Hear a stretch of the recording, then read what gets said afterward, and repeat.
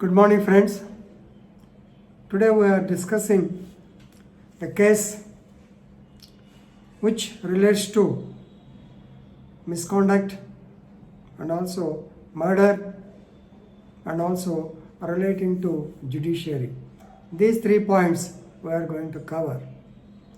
In Bhopal or in Madhya Pradesh, particularly a place called Betul, an ADJ, Additional District and Session Judge, by name Mahendra Singh Tripathi, or simply Mahendra Tripathi, aged about 56 years, and his son Abhinan Raj, Abhiyan Raj, both of them died after eating chapatis laced with poison, and it has become a sensational issue as the judicial officer is concerned in this issue. Right. Now, let's go to the details of the case. Mr. Mahendra Tripathi, aged about 56 years, he previously worked in a place called Chhindwara in Madhya Pradesh as a judge, of course, maybe sub-judge, I believe. At that time, he came into contact with a woman by name Sanjha Singh, who was the director of an NGO. In my presumption, he might have worked as maybe a legal service authority secretary or something like that, where the NGOs, they come into contact with the judges. Otherwise, normally there may not be any contact between them. Of course, if they want to set up a contact, we can't help it. They can in any way help the contact, because judiciary, after all, who is he? He is basically an advocate. Before that, he is basically a man from our society. You may be knowing how the society is now. Whatever it is, so there was contact between this woman and also the judge, and later he was transferred to this place, Betul. Betul is a district, whatever it is, he is working as the district additional session judge, ADJ, right? Here what happened is, about 4 months back, his family, that is wife and 2 children, both of them are boys, all of them joined him in the Betul, and they were staying with him. Therefore, for these 4 months, woman Sanjha Singh, she did not have a chance to meet him personally. Of course, the telephonic conversation or the cell phone conversation is going on. Of course, this judge also expressed his inability to meet her, and I think his wife might also suspected something, and he has got problems in the house, all these things he has told this woman. So this woman nursed a grudge against him. Sanjha Singh nursed a grudge against him because they are not able to meet her. He was not meeting her. Therefore, she conspired with others to kill the judge's family, but in a beautiful way. So she maintained the so-called relationship, but in her thoughts, she wanted to eliminate the judge's family. Right? 2 days prior to 27/2020, 2 days prior to 27/2020, she gave wheat flour, in Telugu Godam Pindi. She gave wheat flour to the judge, saying that some puja was performed, and if the family of the judge eats the same, definitely they will get rid of all their problems and they will be happy. Right?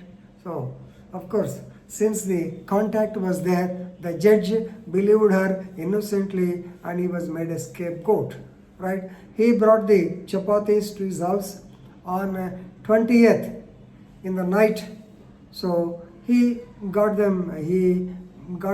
chapatis made by the cook, and he and his 2 sons, they consumed the same, or they ate the chapatis.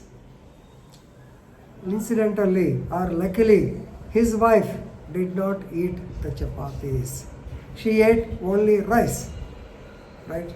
So after eating chapatis on 20th night, both the judge and his son, Abhiyan Raj, aged about 33 years, they fell ill. They started vomiting. Immediately, both of them were shifted to the local Podar hospital in Betul. And of course, the younger boy, Ashish, he also felt irritation. He also got vomiting, but somehow he was able to recover because young boy, and I think he might not have that much. The quantity taken by him must be definitely lower or lesser, right? So first of all, it was suspected to be a case of suspected poisoning, right? So the police arrived at the spot. They registered the case. Of course, since it was a suspected poisoning, they could not come to a decision. Definitely food poisoning will be there, and that too in the lockdown season. They might have brought food or the wheat maybe some other place. They are searching in that line.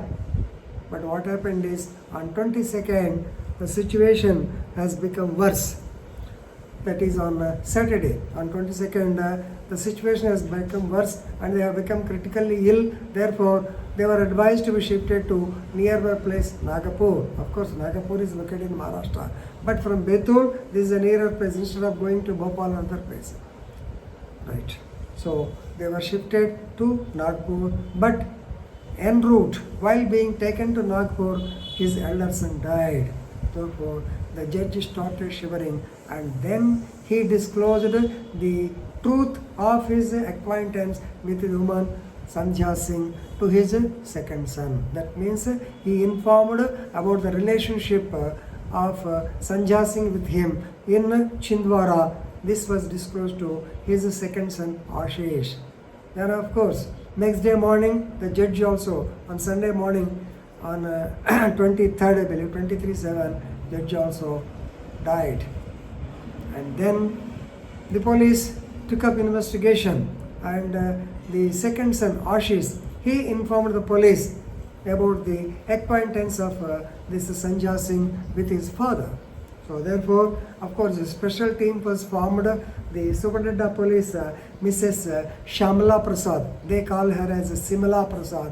So she took up, she has guided she monitored the investigation, and of course immediately this Sandhya Singh and her driver Sanjan Singh, his name is I think Sanju Singh, Sanju Singh, both of them were arrested, and during the course of interrogation they have disclosed the theory of conspiracy.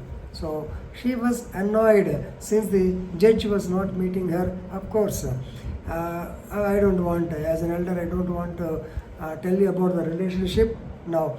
So she was vexed with the attitude of the judge. Therefore, she wanted to put an end to the entire family. See, God is there. The wife, she did not eat the chapatis. She ate the rice. Right? That's why she was saved. And of course, Ashish, because being youngster and the chapati he ate was only lesser in quantity, he also survived. But the judge and his son, both of them, died. Right.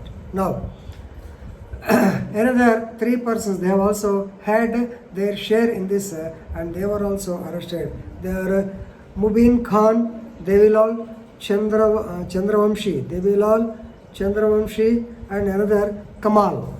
Both of them, they also procured this wheat and other things. Definitely they were also involved. And in this connection, another person, a tantric by name Ramdayal, Baba Ramdayal.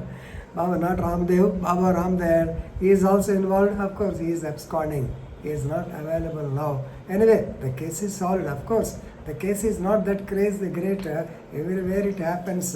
If the woman thinks of finishing a person, it's very easy. And people believe her to the maximum. Therefore, she was able to get the wheat mixed with the poison and make them die.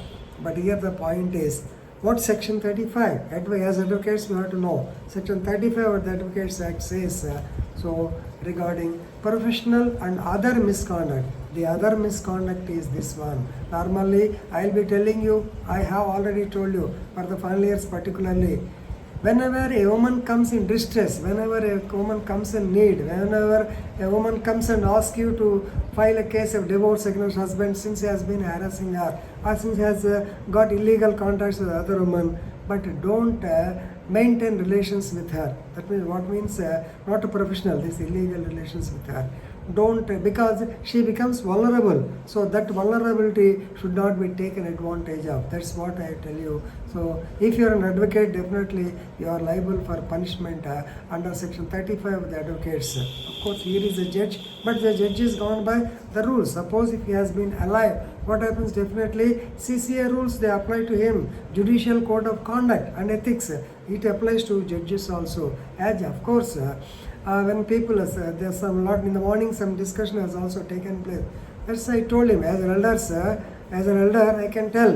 After all, our society is like that. Who is the judge? He is a man from the society. He is an advocate. Then he became a judge. Of course, that is his mentality.